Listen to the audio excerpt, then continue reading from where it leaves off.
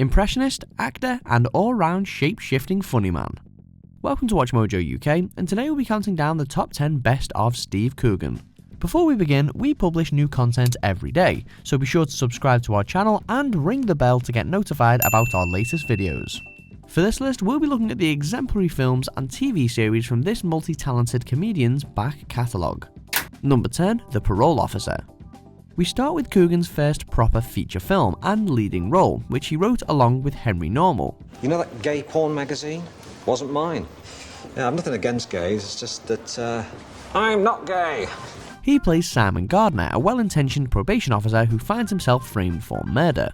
A classic example of a British film with dry humour and relatable archetypal characters aplenty, it shows off Coogan's leading credentials and ultimately capitalises on his slightly weedy persona. Boasting a superb supporting cast with some genius dialogue, it's an excellent early effort. Number 9, Philomena.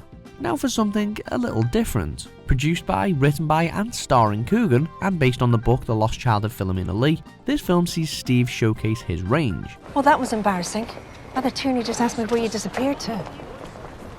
Well, I don't believe in God. Coogan plays a journalist determined to reunite Judi Dench's character with her son. Both of their performances are stellar throughout, with Coogan proving that he's more than just a funny man. I'm only worried that Marshall will have to go a lot away with a daft old woman like me. I don't think you're daft. I'll go away with you. Or old. It was nominated for 4 Oscars. Good effort. It's just, why would God bestow upon us a sexual desire that he then wants us to resist? Number 8, Curb Your Enthusiasm. Curb isn't your average show. You're expected to improv with some of comedy's heavyweights, but Coogan handled the heat. No one likes a pussy. What, you're getting a lot of pussy from me? Yep, Coogan featured on the show as Larry David's therapist who ultimately ends up in hot water after giving him bad advice.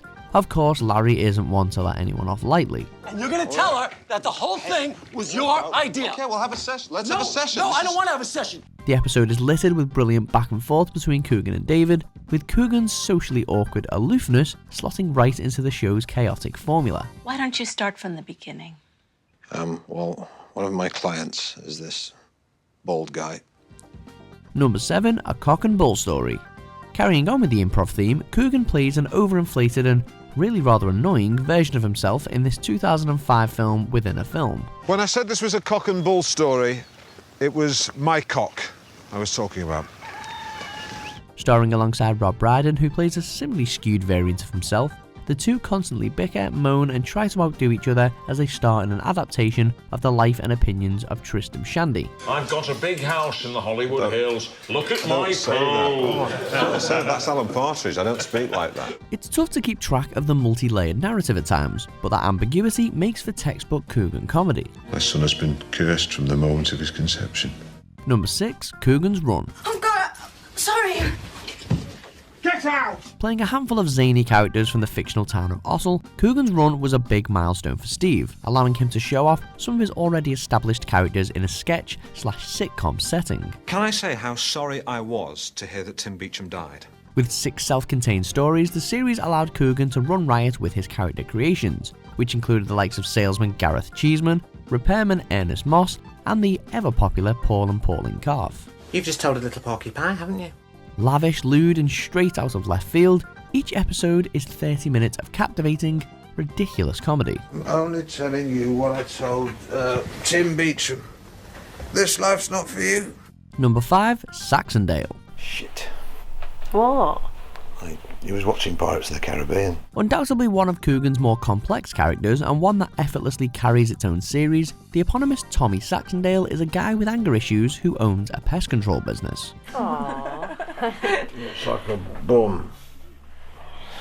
From ripping apart his anger management buddies to ruthlessly speaking his mind to strangers, Coogan's Saxondale character is slightly different in the fact that, even though his antics are usually inappropriate, he's genuinely funny and quite likeable, unlike some of his other antisocial misfits.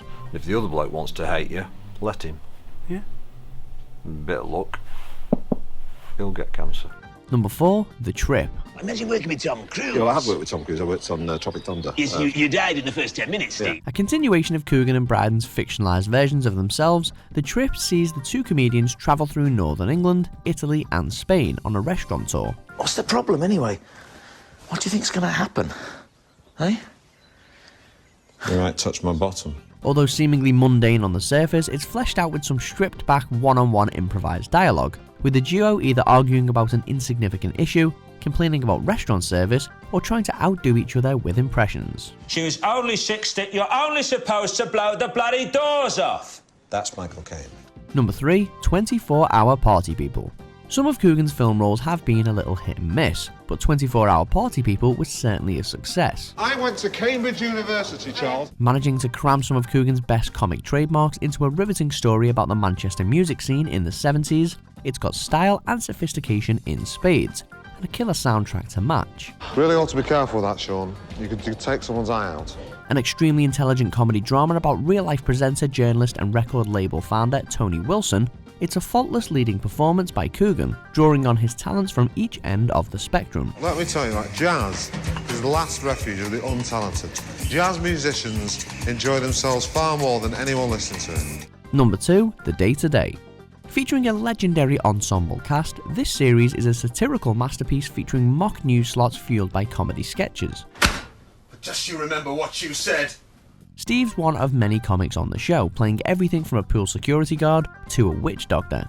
His most memorable character by far, though, is clueless sports correspondent Alan Partridge. That was liquid football! The Day-to-Day gave Coogan's Partridge a platform, while his audience got a taste of what his calamitous character had to offer. And speaking of which... So she's now wrested control away from you. Number 1. Alan Partridge. It's impossible to pick just one of Partridge's spin-offs. Welcome to Knowing Me, Knowing You with me, Alan Partridge, live from BBC Television Centre. From his disastrous Knowing Me, Knowing You chat show to his fly-on-the-wall search for a second series in I'm Alan Partridge, the character allows Coogan to tap into a unique stream of consciousness and make everyday things simultaneously infuriating, relatable, and hilarious. Were you going to say I was nearly 50 then? Might be nearly 50 then, but at least I can make... Alan's narcissistic personality has not only given us countless classic moments, but an endless list of quotable dialogue to go with it. See you next week then. We'll have that pint. Yep. Go see my brother. No way, you big spastic, you're a mentalist! Do you agree with our picks? Check out these other great clips from Watch Mojo UK and subscribe for more great content.